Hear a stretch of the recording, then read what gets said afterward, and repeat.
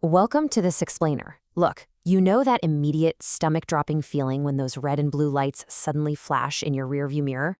Your anxiety spikes, right? But here's the thing. What happens in those first few crucial minutes is absolutely not just some routine chat.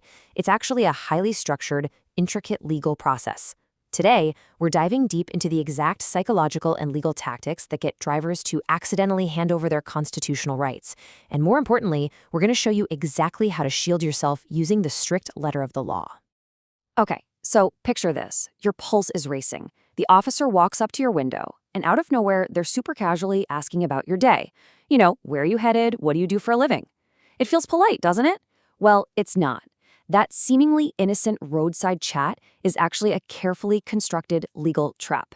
It's a calculated way to watch how nervous you are, listen for any weird inconsistencies, and ultimately build probable cause against you. Just answering something as basic as, "Oh, I'm just coming from my buddy's house across town," can instantly be logged as the driver admitted to traveling from a known high crime area. Seriously, small talk is exactly how the trap snaps shut. To really understand the rules of this game, we first have to figure out what kind of encounter we're actually having. Is the officer just saying hello, or are you literally legally trapped? Take a look at this breakdown. On the left, we have a voluntary contact. This is like an officer just walking up to you on a sidewalk.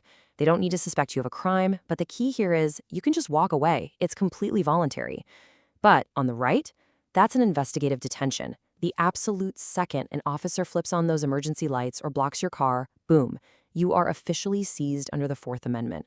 You are not free to leave, and the rules of engagement totally change. And almost instantly, you're going to get hit with the absolute classic. Do you know why I pulled you over? Officers are systematically trained to throw this open-ended question at you right out of the gate. Why? Well, it's basic human nature. They know you're uncomfortable, and they want you to fill that awkward silence with a spontaneous confession. If you get nervous and guess, because I was going a little fast, well, guess what? You just legally confessed to a crime before they even told you why they stopped you. Your absolute best move here, a polite, "No, officer, I'm not sure." Make them explain the stop. Don't do their job for them by handing over a confession. Believe it or not, courts actually break all this roadside chatter down into 4 distinct categories. And these shows us exactly when an officer crosses the line from a simple traffic stop into a full-blown roving criminal investigation. So the first 3 categories, pure small talk, like complimenting your sports jersey, processing the actual ticket, and asking safety-related questions, those are all totally legal. But that 4th category, that is the danger zone. When an officer goes off mission and starts fishing with questions about your personal life or travel plans to sniff out unrelated crimes, they are pushing your constitutional boundaries to the absolute limit. Which brings us to a really massive legal precedent, Rodriguez v. United States. The Supreme Court laid down the law here, decisively ruling that officers cannot hold you hostage on the side of the road just to fish for unrelated crimes. The critical point is this. The moment an off-mission question measurably prolongs the stop, even by just a couple of extra minutes, it becomes an unlawful seizure. The officer's only legal mission is that traffic ticket and immediate safety. Dragging it out to go on a fishing expedition without independent reasonable suspicion completely violates your Fourth Amendment rights. Now brace yourself for this one because it's a harsh reality of the justice system. Police officers are legally permitted to lie to you. Seriously, it's a completely legitimate, court-approved interrogation tactic.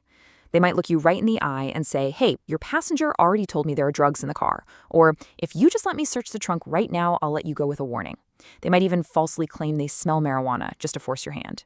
Because they can legally use deception to trick you into confessing or giving up consent to a search, your absolute silence is really your only reliable defense. You cannot outsmart a lie, so never try to explain your way out. So what if the stop escalates? The Fourth Amendment is supposed to protect you from unreasonable searches, right?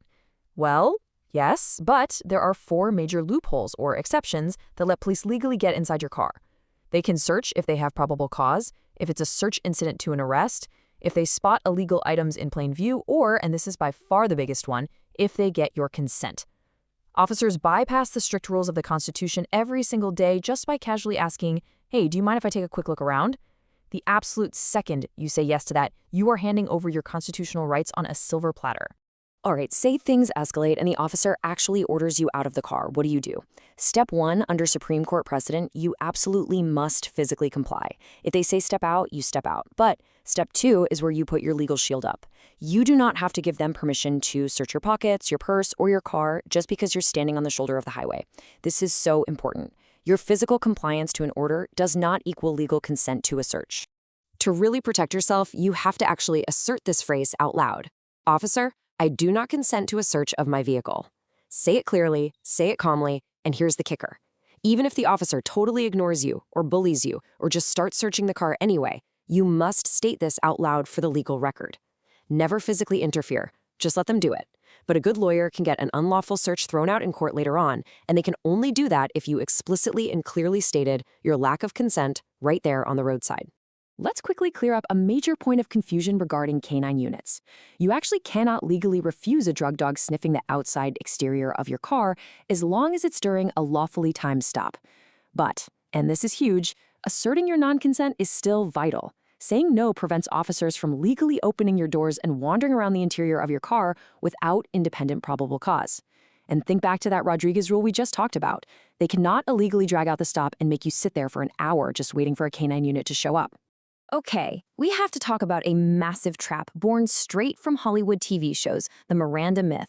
So many people accidentally incriminate themselves because they think, well, the cop hasn't read me my rights yet, so nothing I say can be used against me. That is 100% false. Officers only have to read you your Miranda rights if two things are true. You are formally in custody, meaning arrested, and you're being interrogated. Casual roadside small talk? That does not trigger Miranda. Every single thing you say on the side of the road can and absolutely will be used against you long before handcuffs ever enter the picture. So how do you take the control back? Literally, the exact moment an officer hands back your ticket or your ID, ask this specific question. Am I being detained or am I free to go? This completely forces their hand. Legally, they have to either release you right then and there, or they have to articulate exactly what reasonable suspension they have to keep holding you. If they say you're free to go, just roll up your window and calmly drive away. If they say no, you aren't free to go, well, the stop just escalated and it's time to completely lock down your rights. If the encounter turns into a formal arrest, or if those off-mission fishing questions start getting really intense and aggressive, this one single phrase is your ultimate, impenetrable shield. I wish to remain silent and I would like a lawyer. By stating this clearly, you slam the legal door shut. You immediately activate both your Fifth Amendment right against self-incrimination and your Sixth Amendment right to counsel. The second those words leave your mouth, by law, the interrogation has to stop. So let's put this all together into a practical survival strategy, starting from the exact second you are pulled over. First, pull over safely. Turn off your engine. If it's dark out, flip on your interior dome lights so the officer can instantly see there are no threats in the car. Lock your hands at 10 and 2 on the steering wheel where they are totally visible, and this is critical. Narrate your movements. Say, "Officer, my registration is in the glove box. I am reaching for it now." This builds baseline trust and prevents any split-second dangerous misunderstandings from escalating. And when the officer finally walks up to your window, this is your opening script. "Good evening, officer. May I ask why I was stopped?" It's perfect because it establishes a really polite, civil tone, but it completely dodges that psychological trap of accidental confessions. You're calmly asserting your right to know why you're being detained without coming across as combative or aggressive. Let's do a rapid-fire recap of this roadside playbook. Pull over safely and light up that cabin. Keep your hands visible and narrate your moves. Hand over your license, registration, and insurance, and nothing else. Do not answer those fishing questions about your day. Explicitly say out loud, "I do not consent to searches." Ask if you are free to leave the second you get your ID back. Invoke your right to silence if they detain you further. And finally, document everything the absolute moment you are safely away so you can build your legal defense.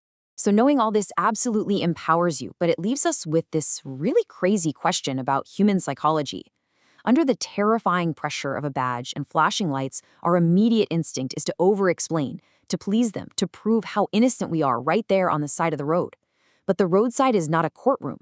Think about it. If your silence is constitutionally protected, but your well-intentioned innocent explanations are constantly twisted into admissions of guilt, how many legal nightmares could have been completely avoided with just a simple, respectful silence? Thanks for joining me for this explainer. Stay safe, stay informed, and always know your rights.